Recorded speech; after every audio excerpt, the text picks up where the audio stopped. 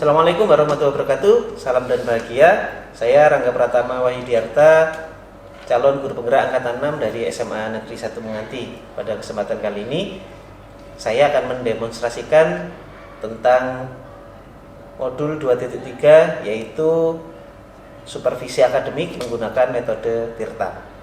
Di sini ada Bapak Komari, calon guru penggerak angkatan 6 juga, selaku observer, saya sendiri selaku coach, dan ada Bu Qaidatun Nisa selaku coach. Assalamualaikum Bu Nisa. Salam Pak Rangga. Gimana kabarnya hari ini? Alhamdulillah. Sudah sarapan apa belum kok terlihatnya lemas sekali? Iya, lemas Pak. Bukan lemas sih, galau. Wah, galau. Kenapa Bu Nisa kok bisa galau? Ini kemarin ya habis ngajar di kelas 12. 12. Nah, di situ tuh kok apa ya? Saya tuh kok hampir saja lepas kendali gitu ya.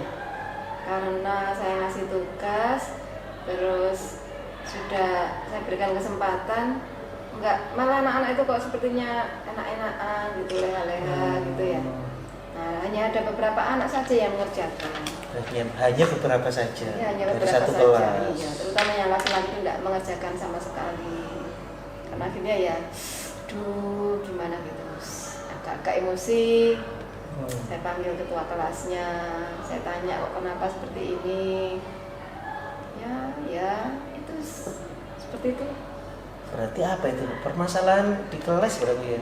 Berarti kurang disiplin atau bagaimana? Apa kurang tertarik dengan minat pembelajaran yang jenengan berikan? Kalau secara umum di kelas sih, ya sepertinya kurang motivasi gitu ya. Motivasi. Jadi beberapa anak itu kadang kalau saya masuk kelasnya kotornya luar biasa, dan nggak sekali 2 kali mesti kotor. Pojok-pojokan itu sampah-sampah itu banyak sekali. Terus kadang pergantian jam itu tidur di kelas gitu loh Pak, sampai beber tikar gitu. Betul. Berarti motivasi anak-anak di kelas itu sangat rendah sekali ya untuk mengikuti pembelajaran. Wah, ini rasanya cocok sekali ini menjadi bahan pembicaraan kita pada kesempatan kali ini tentang motivasi. Iya, berarti pada kesempatan kali ini tuh kita ingin meningkatkan motivasi anak-anak begitu ya, Bu ya. Terkait pembelajaran itu di pelajarannya Bu Nisa ampu atau yang lain? Sepertinya. Kalau saya tanya beberapa teman itu, ya seperti itu di pelajaran yang lainnya juga. Oh, di lainnya juga. Iya. Berarti hanya gitu ya. Iya. Hampir mayoritas ya. Berarti motivasi anak itu tidak tergantung mata pelajaran tertentu. Iya. Berarti tujuan Bu Nisa secara spesifik apa Bu Nisa? Saya itu ingin menjadikan kelas tersebut melalui minimal tangan saya, dan harapan saya juga dibantu oleh teman-teman yang lainnya, menjadikan kelas yang lebih hidup gitu. Lebih hidup. Lebih yang motivasinya tinggi, iya. mempunyai gairah belajar. Tidak gitu. pasrah saja dia apa-apa guru, dia pasrah gitu. Itu kan nggak asik ya kalau ngajar di kelasnya seperti itu ya. Iya. Berarti Bu Nisa kalau sekarang itu dari skala 0 sampai 10 ya. Jadi yang 10 itu kan pengennya kelas yang hidup gitu ya. Iya. Sekarang Bu Nisa ada di posisi berapa? Sepertinya saya di posisi 6, masih 6. Masih 6. Apa indikatornya Bu Nisa? Kok bisa ada di posisi 6? Karena ya itu tadi, motivasi rendah. Kalau habis mereka itu tapi suka mendengarkan nasihat. Oh, jadi kalau saya menasihati itu dia memperhatikan, iya gitu. Nah, setelah itu baik. Nanti pertemuan berikutnya kan tidak mungkin ya, dalam pertemuan itu saya ngasih nasihat terus kan tidak mungkin ya. Beberapa kali pertemuan kembali seperti itu lagi, loyo, lesu gitu, suasana di kelas. Betul, berarti posisinya masih di posisi 6. Iya, di posisi 6. Nah, kalau target secara spesifik di posisi 10 itu apa? Posisi 10, targetnya di posisi berapa jenengan? Dari 0 sampai 10 tadi itu. Kalau saya mentargetkan nggak muluk-muluk ya, di posisi 8 atau 9 saja itu insya Allah kelasnya sudah luar biasa. Oh, betul. Jadi dengan kondisi anak-anak itu nanti semangat mengikuti pembelajaran, semangat mengerjakan tugas, semangat untuk itu aktif di pembelajaran itu, ada tanya jawab, ada umpan balik lah dari anak-anak gitu ya. Itu target secara spesifik ya Bu Iya, Nisa iya. ya. Nah, tadi Bu Nisa bilang ingin mengubah kelas itu dengan tangan Bu Nisa sendiri minimal ya. Minimal. Minimal. Karena di semua mata pelajaran seperti itu ya. Iya. Nah, kekuatan yang dimiliki Bu Nisa kalau boleh tahu itu apa? Saya ya tadi ya, anak-anak itu kalau mendengarkan nasihat itu luar biasa. Iya, iya, iya. Mungkin dari situ saya akan meraba-raba model pembelajaran saya. Model pembelajaran. Apa selama ini itu saya itu kurang bisa membangkitkan minatnya anak-anak. Kadang-kadang kan anak-anak itu bosan ya, gurunya kok itu ngasih itu saja. Nah, saya berusaha untuk memaksimalkan kemampuan saya melalui pembelajaran berdiferensiasi misalnya. Melalui itu, atau juga saya dengan cara pengajaran yang bervariasi. Jadi mengkoneksikan antara minat, motivasi dan juga model pembelajaran. Iya. Oke, jadi Bu Nisa ini mempunyai kelebihan di model pembelajarannya Bu Nisa ya. Ya. Pembelajaran berdiferensiasinya sudah kuat gitu ya, sehingga mau diterapkan. Ya, insya Allah, karena saya mengakui sendiri juga di kelas itu ya, karena manusia Iya. manusiawi ya. Kadang saya itu sudah pesimis, kira-kira kelas ini itu saya sudah menganggap mereka itu nggak mampu, bukan nggak mampu ya, menganggap mereka itu sudah begini. Oh, kelasnya ini nggak asik lah, jadi saya kalau andaikan menerapkan pembelajaran berdiferensiasi itu paling juga nggak dilaksanakan untuk nanti tugas yang berbeda-beda. Tapi tidak ada salahnya kalau melihat seperti ini ya, saya ingin nyoba dengan pembelajaran berdiferensiasi itu. Bisa jangan dulu nggak apa-apa Bu Nisa? Oh gitu ya. Atau ditutup? Iya, terima kasih. Halo, Assalamualaikum. Saya masih ada acara Pak Dar. Nanti sebentar nih. Saya masih ada acara ini. Geng, nanti saya telepon balik. Saya sudah di sekolah kok. Saya sudah di sekolah. Geng, nanti. 10 menit lagi nggih. Nggih, misalnya. Iya. Nah, itu tadi kekuatan dan kelebihan Bu Nisa. Nah, sekarang kelemahannya Bu Nisa apa? Tadi kan posisinya dari targetnya 9, sekarang masih 6. Pasti ada kelemahan Bu Nisa yang Bu Nisa miliki. Saya. Iya.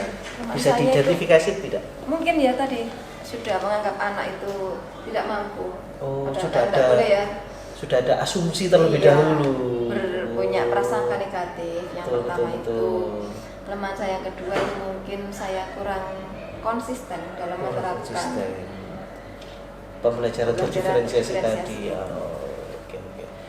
Iya Bu Nisa, itu tadi kekuatannya Bu Nisa, kelemahan. Nah, sekarang alternatif solusinya apa Bu Nisa untuk meningkatkan motivasi anak-anak tadi?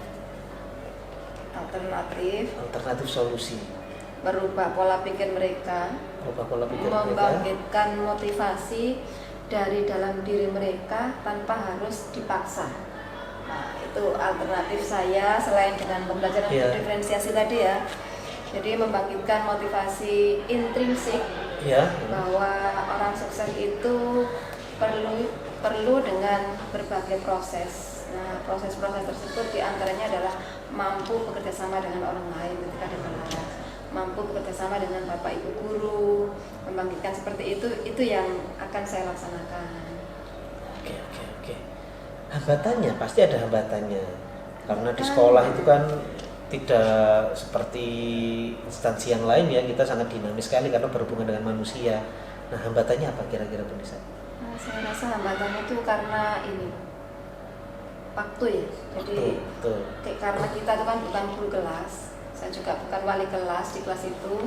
Jadi ya ketemunya dengan anak-anak itu terkait apa yang akan saya rubah dari mindset mereka itu ya hanya bisa ketemu dengan mereka di jam-jam ngajar saya. Andai kan di luar jam, sama saya kan juga punya kesibukan yang lainnya. Betul. Padahal untuk menerapkan sesuatu itu kan harus dengan konsisten itu tadi. Iya. Itu hambatannya ya, hambatannya adalah waktu untuk bertemu dengan anak-anak langsung gitu ya. Ya, nah, ini berhubungan dengan waktu tadi Bu Nisa. Nah, target durasi pelaksanaan. Jadi tadi kan dari 6 ke 9 atau 8. Nah, kira-kira berapa lama? dengan solusi yang Bu Nisa susun? Berapa ya? Kira-kira. Kalau dalam bulan-bulan ini kan sepertinya karena masih banyak yang perlu dibenahi dari mereka itu, paling tidak itulah 3 bulanan lah saya 3 bulan. bisa.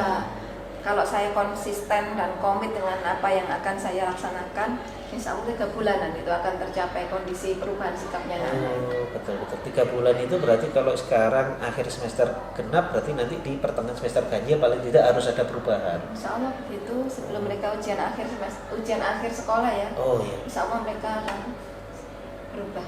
Oke. Mudah-mudahan. Mudah-mudahan. Nah, Bu Nisa sebetulnya sudah memaparkan sendiri ya antara kekuatan, kelemahan, solusinya. Iya. Sebetulnya saya itu hanya memancing saja, tapi Iya. Bu Nisa sudah punya gambaran bagaimana harus memecahkan solusinya. Nah, sekarang Bu Nisa yang terakhir ya, ukuran keberhasilan Bu Nisa. Tadi kan ada target. Nah, pasti target itu seperti ini. Nah, sekarang ukuran keberhasilan melaksanaan itu bagaimana Bu Nisa? Dari Bu Nisa sendiri secara pribadi. Harapan saya ukuran keberhasilan itu ya ketika anak-anak sudah mampu memotivasi dari dirinya untuk menjadi lebih baik, ketika anak-anak itu sudah sadar bahwa pembelajaran itu perlu didukung lingkungan belajar yang baik, yang sehat di kelasnya itu, ketika di sisi lain ketika mereka mampu menjalankan semua budaya positif dan disiplin positif sekolah tanpa harus ada yang selalu mengingatkan. Gitu. Sangat-sangat ini ya, sangat istimewa sekali targetnya Bu Nisa ya. Ya mudah-mudahan Iya. kita kan memberdayakan anak sesuai dengan potensinya. Padahal mereka sebetulnya ya sangat potensial gitu loh. Sangat potensial. Cuma mereka nggak menyadari potensinya kan ya. Oh, ini masih ada satu lagi Bu Nisa. Tadi Bu Nisa sudah memaparkan sebetulnya ya kekuatan, kelemahan, solusi, targetnya, durasinya. Nah, sekarang pasti harus didukung oleh komitmen diri Bu Nisa. Betul. Nah, apa komitmen diri Bu Nisa yang harus jenengan bangun untuk mencapai target ini? Komitmen saya menjadi contoh yang baik bagi mereka. Kalau saya pengennya mereka itu berpakaian dengan rapi, ya saya juga harus mencontohkan dengan mereka. Kalau saya tuh pengennya mereka itu disiplin dalam hal waktu, saya juga berusaha untuk datang ke kelas tidak terlambat. Itu yang akan saya contohkan ke anak.